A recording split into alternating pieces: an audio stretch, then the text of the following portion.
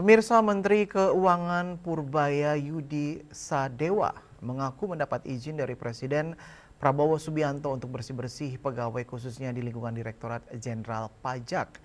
Dia menegaskan tak segan-segan merumahkan pegawai yang tidak profesional. Pertanyaannya banyak ya.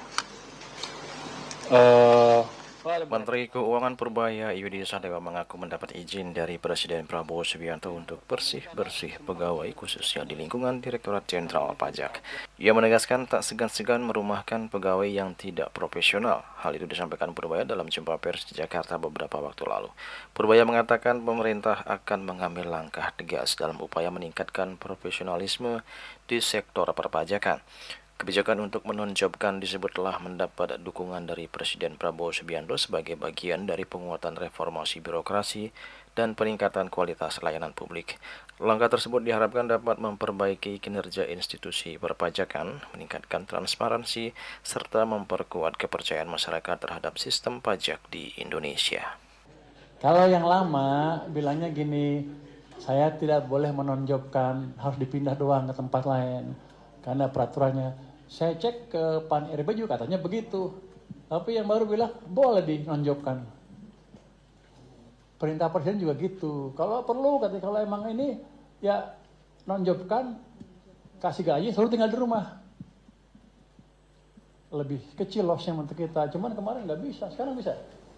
Lu kok berani loh? Serius loh? Sekarang saya bisa kerjakan itu. Dan saya akan kerjakan. Sementara saat ditanya terkait kondisi Indonesia saat ini berada dalam kondisi survival mode, Purbaya menjelaskan bahwa kondisi yang dihadapi tidak bisa lagi dianggap biasa sehingga semua pihak diminta untuk lebih serius dalam menghadapi tantangan ke depan. Situasi global yang tidak menentu serta tekanan ekonomi yang terus berkembang dinilai menjadi faktor utama perlunya kewaspadaan tinggi.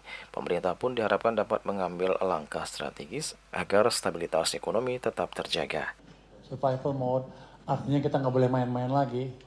Artinya kalau kita nggak ada ruang atau nggak ada luxury untuk bermain-main lagi dengan segala peluang yang kita bisa buat. Kalau pajaknya main-main, hancur kita kira-kira gitu. Kalau programnya main-main, kita akan digiling bangsa lain. Jadi kita survival mode. Saya akan gunakan segala cara yang ada di saya, kekuatan di saya untuk memastikan semua program-program yang dikendalikan di sini ya, yang di keuangan dimonitor dengan baik. Kan Pak Presiden sudah mengeluarkan kan Kepres yang percepatan pembangunan itu kan semua diawasi nanti di satu satgas di situ, antara lain juga di situ akan masuk nanti yang di bottlenecking situ.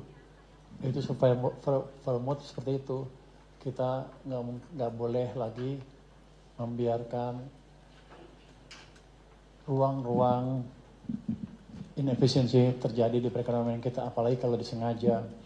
Jadi nanti bea cukai saya akan rapikan lagi, pajak akan rapikan lagi, walaupun udah maju ya bea cukai dan pajak, tapi kita masih ada lihat kebocoran, bukan kebocoran, ruang sana sini yang masih bisa ditutup. Jadi itu yang disebut survival mode. Juli Suwarte dan Ketur Semadias melaporkan.